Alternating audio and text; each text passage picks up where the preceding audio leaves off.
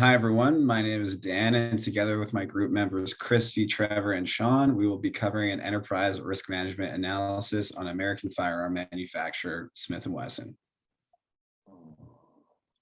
So jumping straight into the company overview, Smith & Wesson has an impressive operational history of 169 years and is positioned as one of the world's leading manufacturers and designers of firearms. Smith & Wesson has a broad product portfolio that consists of handguns, rifles, and other firearm-related products for sale to customers. Smith & Wesson's primary customers include individual firearm owners and government agencies. So here is a list of Smith & Wesson's core values. Regarding the company's vision statement, Smith & Wesson wants to ensure that Americans always have the confidence and freedom that only comes with personal security.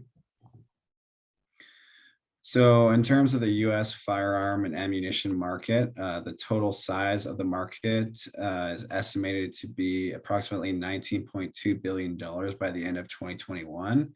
And this would represent a 13.7% year-over-year growth from 2020, which signifies a robust market for firearms and associated ammunition in the United States. And so in terms of competitors, Smith & Wesson's primary competitors include CZG Group, Beretta, and then finally Sturm, Ruger & Company. I'll now pass it off to Christy to discuss risk appetite. Thanks, Daniel. So Smith & Wesson has a high risk appetite due to the nature of selling guns in an ever-changing political landscape. Two risks that the company is willing to tolerate is its single distribution center and its economic dependence on consumer-oriented sales. Smith & Wesson maintains its competitive advantage by not holding large amounts of debt, as they paid off all of their debt in the previous fiscal year. The COVID-19 pandemic has been beneficial for Smith & Wesson sales. However, it has placed strains on the manufacturing process. So next, we are going to identify the top two hazard, strategic, financial, and operational risks that Smith & Wesson is faced with. Starting with hazard risks, Smith & Wesson is extremely susceptible to liability risk. Injuries can occur from malfunctioning safety equipment or improper education on firearms, and the potential cost to replace defective products is significant. Additionally, class action lawsuits for wrongful deaths that occur from product defects can lead to expensive legal fees and reputational damage. Mass shootings in the US have also recently led to liability suits for firearm manufacturers. Although the PLCCA protects manufacturers from being held liable when crimes are committed with guns, lobbyist groups are using consumer protection laws instead. Smith & Wesson is facing lawsuits from the California Synagogue and the Douglas High mass shootings with allegations that they advertise military-style weapons and violence to attract civilian buyers. Wrongful death claims alone can total $225 million per death, not to mention punitive damages. The second hazard risk for Smith & Wesson is the risk of environmental damage. In its operations, Smith & Wesson risks contaminating the environment through chemical waste disposal, air emissions, and groundwater contamination. There are substantial environmental regulations facing this industry, so Smith & Wesson faces fines and lawsuits if they do not comply. Smith & Wesson has a history of poor disposal practices, and they have failed to identify contamination on 2 of its properties. This would well exceed the $630,000 of reserves for this cost. Failing to comply with regulations could lead to financial issues and declining support from investors. We will now move on to strategic risks. So the first strategic risk faced by Smith & Wesson is its decision to invest in research and development without substantial intellectual property protection. Currently, Smith & Wesson spends around $7 million on research and development each year and maintains a higher per revenue average on research and development than its competitors.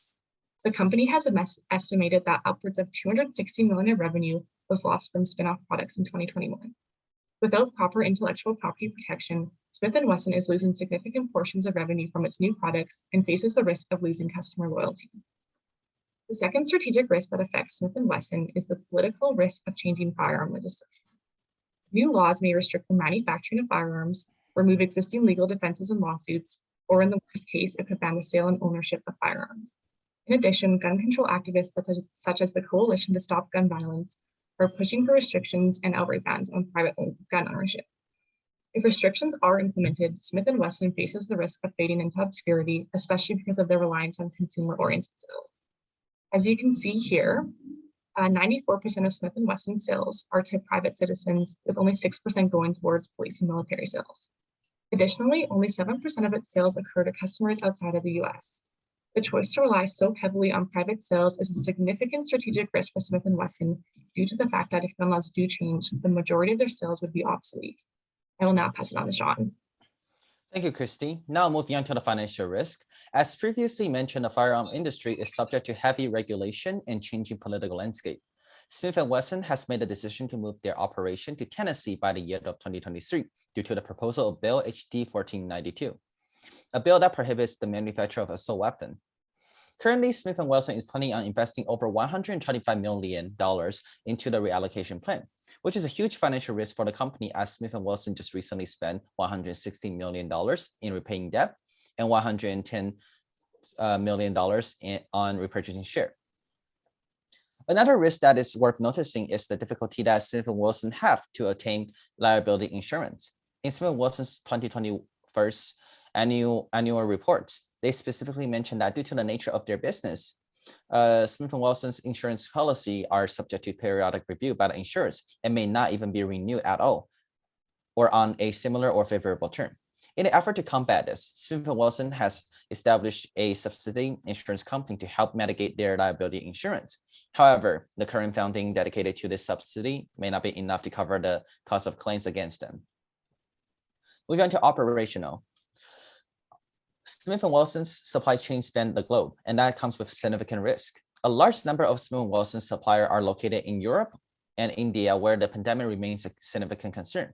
Supply shortages and product relay can cause severe business interruption that lead to reduced operational performance. Tariff and trade wars are a constant threat to the time and cost of acquiring material critical to production of their products. Smith & Wesson only has one distribution center located in Columbia, Missouri, which places the entire supply of their products on one location's reliability. The second operation risk Smith & Wesson face is significant capacity constraint due to the manufacture process. Amid recent civil unrest and the effect of COVID-19 pandemic, firearms are experiencing a rapid increase in demand, as you can see with this graph. Smith & Wesson experienced a decrease in sales, followed by a very sharp increase in 2020. Investors have made it clear that they believe this demand is situational, and they expect the trends to decrease when the panic buying subsides. If Smith & Wesson overpredict the demand, it may result in inventory write-down and the sales of excessive inventory at discounted price, which could have an adverse effect on their operation result and financial condition. Now moving on to Trevor. Thank you, Sean. From the 8 risks previously mentioned, we identified 4 major risks, being liability, supply chain, moving headquarters, and changing legislation. As seen in the top right red boxes of the risk matrix, with the categorization of critical and catastrophic consequences with almost certain and likely occurrence. Moving on to the first risk, we would like to discuss treatment for relocating the headquarters, specifically spending $125 billion on relocation as a result of legislation bill HD 1492. Our mitigation plan uses loss reduction, and we identified utilizing covenants for our accounts receivable clients who make up almost 30% of our accounts receivable, 10% of our net sales, yet there are only 4 customers. This will help Smith & Wesson obtain and hold more cash. The second strategy is to hire logistical consultants who will help to reduce the likelihood of lost and damaged equipment while moving, in addition to accommodating employees with temporary work sites, assuming working at home is unavailable. Moving on to the second risk, being supply chain disruptions, are driven primarily by international suppliers and Smith & Wesson's single distribution center. Our mitigation plan of loss control is to identify local suppliers for Smith & Wesson to utilize in addition to international suppliers. While this may increase the cost of goods, it will drastically reduce the lead time for some products. Another strategy is to incorporate an additional distribution center. Smith & Wesson's capital constraints as a result of the headquarters moving makes this a mitigation to be considered in future years. And while it may increase the frequency of loss, it will drastically reduce the severity of expected losses. Moving on to the third risk we will discuss is liability, the dangers of defective products and mass shootings in Smith & Wesson.